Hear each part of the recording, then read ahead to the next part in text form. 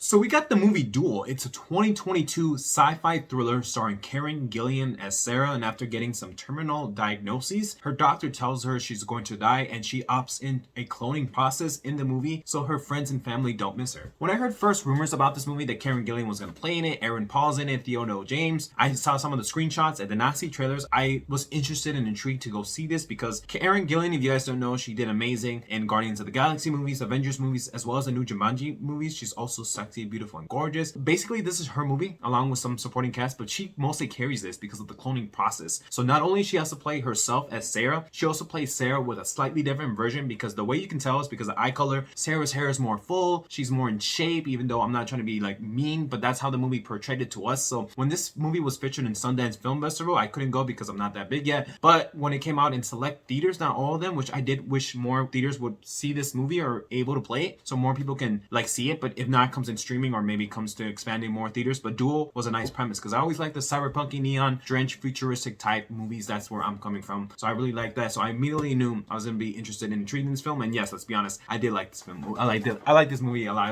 It was really good for what they pulled off in this small budget, small scale sci-fi thriller, only taking place in like one neighborhood, but it's like her story. Everything about her is about her. So Karen Gillan plays a Sarah who feels like she is depressed, living day to day, ordering takeout. She has a boyfriend named Peter, played by Blue Color, who is away in the beginning of the movie, only talking to her through via text and voice messages because he has some sort of project, so he can't really talk to her. Sarah is a character. I feel like her character is flatline, dull. I don't want to say boring, definitely not boring, but just normal, everyday girl going through life. That's what I'm saying. She feels like she's depressed, but also I feel like it complements the cinematography of the movie because most of the movie, there is barely any sun at all. The movie takes place in one small neighborhood. It's cloudy, it's raining, it's like a little bit dark. Even though it's daylight, it's like that fall setting, spring setting, but without any sun. You know exactly what I'm talking about. It's like, imagine Twilight movies like that. You know how they couldn't be in the sun? Imagine like that. It's raining, it's woods, forest setting. It's especially like that, but it complements her character because Sarah doesn't, in the movie at least, it doesn't seem like she thinks of her as like sexy. Like she is sexy already. No makeup, her clothes are not really interesting. Her tone is like, yeah, I get you. Hi, how you doing? Like borderline flatline. Like I don't want to say dull and uninterested because it is interesting, even though it's trying to convey to us it's boring. But Karen Gillan does an amazing job because the movie feels like it's dull and boring, but it's not because of Karen Gillan's charismatic towards this role. That's why it really worked because it complemented the cinematography in the movie. After waking up throwing blood in her sleep, she goes to the doctor's office to get checked out, and the doctor tells her she's going to die, that this is an incurable disease, that there's a 2 margin of error, but it's 98 going to kill her, and a 98% that it's gonna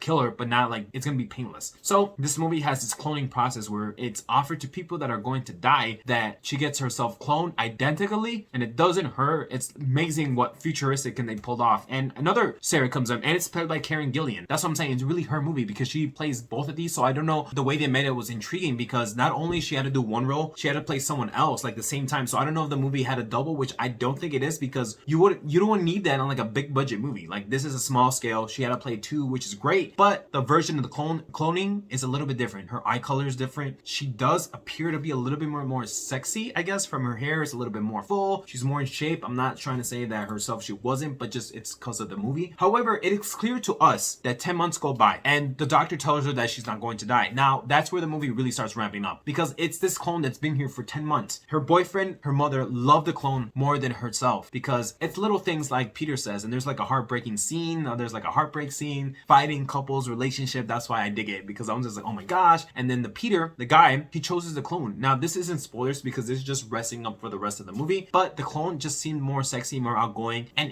I love the one thing that Peter said. He's like, it's little things. When she says her name's like Peter, how it goes up in octave, but however, like the regular original only says Peter, so it's like flat line. There's a duel that takes place approximately a year after. So both of them have to train for this duel, and that's where she meets Aaron Paul. Now she trains with him. The movie does a lot with foreshadowing, whether that pictures, movie tables, coffee tables, the car. Aaron Paul is a good addition because he looks masculine, even though his personality is kind of like Sarah's, but in combat training. So that's throughout the movie. So now that's where the movie like sets up. So I loved how the cloning is there, the double is there, how that Peter treats the clone, how he sees her, and it goes through those over a year to what we eventually get, which is the duel. The movie does open up with Theo James as a cloning process because his character had to do something, but I'm not gonna tell you who wins or loses, but someone has to die. And basically that's in the rest of the movie. She trains with Aaron Paul, and there's some funny cute scenes, but overall it's the way the small scale action, because Karen Karen Gillan has to play Sarah twice in the same scenes, so she kind of plays off for each other. But I did like it. That's what I'm saying. Like, it was this small, unsettling, nerve-wracking, weird type of futuristic film that I really like. I wish it was playing in more theaters. But Karen Gillan, I just think she did an amazing job because the use of CGI, she's in 2 of the shots. So she could be here as well as there. So she had to play slightly different versions, and I feel like she does pull it off. She carries it. This is basically her movie. Someone getting cloned of yourself, but then taking your life over, even though you're not going to die when you thought you were going to die, and you had to live with them, the clone taking over your boyfriend, your girlfriend, like having sex. It's like taking over your life. Well, where's your life now? So that's what I'm saying. This movie is beautifully, if you want to go check it out. Like, if you like futuristic, unsettling, nerve-wracking, weird vibes. All right, guys, that's gonna be everything for me today. Hope you have a great day, and let me know if you never need anything. If you haven't already, please consider subscribing so you stay up to date with the movie news information. Take care.